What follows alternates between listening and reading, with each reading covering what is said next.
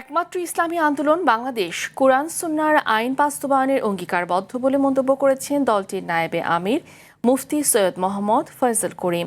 Barishal press ক্লাবের সংবাদ সম্মেলনে তিনি এসব কথা বলেন। এ সময় তিনি আরও বলেন, এখন কোনো জোটে যাওয়ার সুযোগ নেই, তবে ভবিষ্যতে যদি জামাত ইসলামীর কোরআন সুন্নাহর ভিত্তিতে রাষ্ট্র পরিচালনা করেন তাহলে জোট হতে পারে।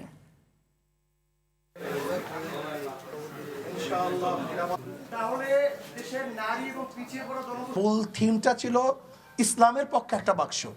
যখনই তারা বলেছেন যে আমরা কোরআন ও সুন্নাহর ভিত্তিতে শরিয়ার ভিত্তিতে আইন প্রণয়ন করব না, আমাদের একজন ভদ্র মহিলা, খ্রিস্টান ভদ্র মহিলার প্রশ্নের জবাবে তিনি বলেছেন, তখন তো আমাদের এক বাক্স আর থাকে না। কারণ আমাদের এক বাক্স নীতিটা ছিল ইসলামের পক্ষে একটা বাক্স। এর জন্য এখন ইসলামের পক্ষে হাত পাকার বাক্স আছে।